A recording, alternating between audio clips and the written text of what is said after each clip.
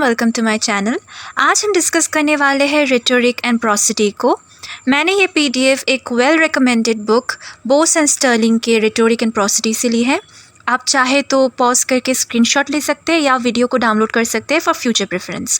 So let us start. Rhetoric एक Greek word रेटोर से आया है जिसका मतलब है अ पब्लिक स्पीकर।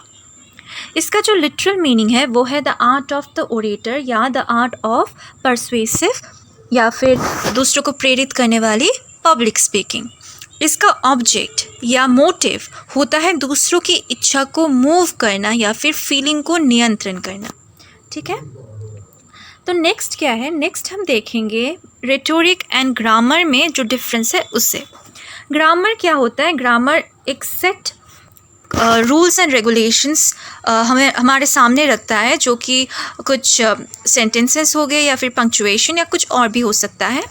अगर आप ग्रामर में बहुत अच्छे हो, आपने एक्यूरेसी मेंटेन की है, तो शायद आपका स्पीच अच्छा ना भी हो सके, क्योंकि सिर्फ एक्यूरेसी ही नेसेसरी नहीं है। आपके स्पीच में ब्यूटिफिकेशन होना चाहिए, कुछ ब्यूटीफुल वर्ड्स या सेंटेंसेस होना चाहिए ताकि आपका जो सेंटेंस है वो अट्रैक्टिव लगे, वो अच्छा लगे।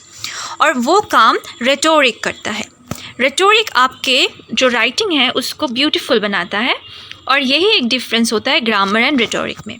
ग्रामर का जो एम होता है वो होता है आपके लैंग्वेज को करेक्ट रखना, और रेटोरिक का जो एम होता है वो होता है आपके लैंग्वेज को करेक्ट के साथ साथ ब्यूटी और फोर्स ऑफ स्टाइल को भी मेंटेन करना। ठीक है, नेक्स्ट हम देखेंगे फिगर ऑफ स्पीच को। फिगर एक लैटिन वर्ड है, फिगुरा से आया है, जिसका मतलब होता है द फॉर्म और shape of an object. Figure of speech के बहुत से डेफिनेशन है। प्रोफेसर बैन, जो कि एक वेल नोन प्रोफेसर है, उन्होंने इसका जो डेफिनेशन दिया है वो है a deviation from the plain and ordinary way of speaking for the sake of greater effect. और फिगर ऑफ स्पीच का जो बहुत ही वेल नोन डेफिनेशन है वो है a figure of speech is like a rich and ornamental dress in which we clothe an idea for the purpose of making it remarkable and impressive. तो हम अगर simple words में बोले तो a figure of speech rich use of words होता है, जो कि आपके राइटिंग को और भी अट्रैक्टिव बनाता है। नेक्स्ट हम देखेंगे फिगर ऑफ स्पीच को आप कितने कंडीशंस में या फिर कितने वेज में क्लासीफाई कर सकते हैं। फर्स्ट तो आप क्लासीफाई कर सकते हैं बेस्ड ऑन सिमिलैरिटी, फिर आप क्लासीफाई कर सकते हैं बेस्ड ऑन एसोसिएशन, आप बेस्ड ऑन डिफरेंस भी क्लासीफाई कर सकते हैं, इमेजिनेशन के ऊपर बेस करके क्लासीफाई कर सकते हैं, इनडायरेक्टनेस के ऊपर बेस करके क्लासीफाई कर सकते हैं, sound and lastly construction.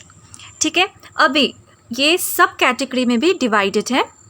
First होता है सिमिली, फिर मेटाफर। ये दोनों बहुत ही कॉमन है, सभी को पता होता है ये दोनों क्या है। फिर आता है एलिगोरी, फिर parable and lastly fable. Fable होता है शॉर्ट स्टोरी जो बच्चों को सुनाया जाता है, वो एनिमल्स के थ्रू हमें मोरल देते हैं, और पैराबल भी समवट सेम ही होता है एक फैबल की तरह। नेक्स्ट है figures based on association. First है मेटोनिमी, फिर साइनेक्डॉक, फिर hypallage and last allusion. फिर आता है figures based on difference, antithesis, epigram, climax, anti climax, the condensed sentence. फिर फिगर्स बेस्ड ऑन इमेजिनेशन, इसमें आता है personification, apostrophe, vision and hyperbole. फिर figures based on indirectness, innuendo, irony, periphrasis and euphemism. फिर based on sound, paronomasia, onomatopoeia, alliteration, assonance. Last में है figures based on construction, इसमें आता है इंटरोगेशन, फिर एक्सक्लामेशन, कियास्मस एंड जियोग्मा। तो ये हो जाते हैं इसके जो क्लासिफिकेशंस एंड सब क्लासिफिकेशन है। नेक्स्ट डे हम फिगर्स बेस्ड ऑन सिमिलैरिटी के थ्रू स्टार्ट करेंगे नेक्स्ट पार्ट में। So till then stay connected, and if you like the video please do like it. Thank you.